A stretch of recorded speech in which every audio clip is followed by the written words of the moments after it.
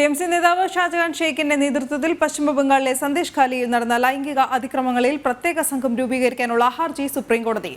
വസ്തുതകൾ അന്വേഷിക്കാൻ ബിജെപി അധ്യക്ഷൻ ജെ.പി. നദ്ദ നിയോഗിച്ച സംഘം ഇന്ന് സന്ദേശ് ഖാലി സന്ദർശിക്കുന്നുണ്ട്. എസ് നന്ദഗോപൻ ചേരുന്നു കൂടുതൽ വിവരങ്ങളുമായി. നന്ദൻ, വിശദാംശങ്ങൾ.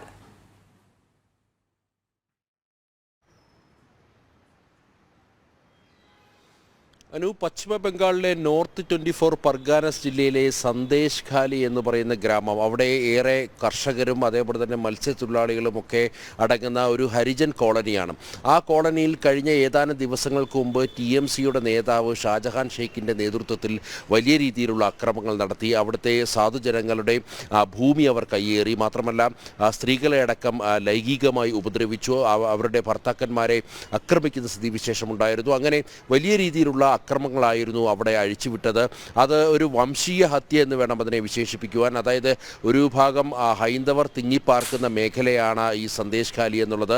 അവിടെയാണ് ഈ ടിഎംസി നേതാവിൻ്റെ ഭാഗത്തു നിന്നും അല്ലെങ്കിൽ ആ ഗുണ്ടകളുടെ ഭാഗത്തു നിന്നും അക്രമം നേരിട്ടത് എന്നുള്ളതാണ് യാഥാർത്ഥ്യം. എന്നാൽ പോലീസിൻ്റെ ഭാഗത്തു നിന്നും യാതൊരുവിധ നടപടിയും ഉണ്ടായില്ല എന്നുള്ളതും മറ്റൊരു പരമാർത്ഥമാണ്. പോലീസ് ഈ ഒരു വിഷയത്തിൽ സർക്കാരിനോടൊപ്പം നിന്ന് ഈ വിഷയം തേച്ചു മായ്ച്ചു കളയുവാൻ വേണ്ടിയും ഇതിനെ അട്ടിമറിക്കുവാൻ വേണ്ടിയുള്ള ശ്രമങ്ങളാണ് നടക്കുന്നത്. അതേസമയം ഈ പ്രദേശത്തേക്ക് കഴിഞ്ഞ ദിവസങ്ങളിലൊക്കെ തന്നെ ബിജെപി പ്രവർത്തകരെത്തി ഈ ഇരകളുമായി സംസാരിക്കുവാൻ ശ്രമിച്ചു. എന്നാൽ അതിനെ പൂർണ്ണമായും പോലീസ് തടയുന്ന ഒരവസ്ഥയാണ്. കഴിഞ്ഞ ദിവസം പ്രതിപക്ഷ നേതാവ് സുവേന്ദു അധികാരിയുടെ നേതൃത്വത്തിൽ ബിജെപിയുടെ ഒരു സംഘം അവിടേക്ക് എത്തുകയും അവിടെ പോലീസുമായി വലിയ രീതിയിലുള്ള സംഘർഷത്തിൽ ഏർപ്പെടുകയും ചെയ്തു. അവർക്ക് അകത്തേക്ക് കടക്കുവാൻ സാധിക്കാത്തൊരു സ്ഥിതിവിശേഷമായിരുന്നു നിലനിന്നിരുന്നത്.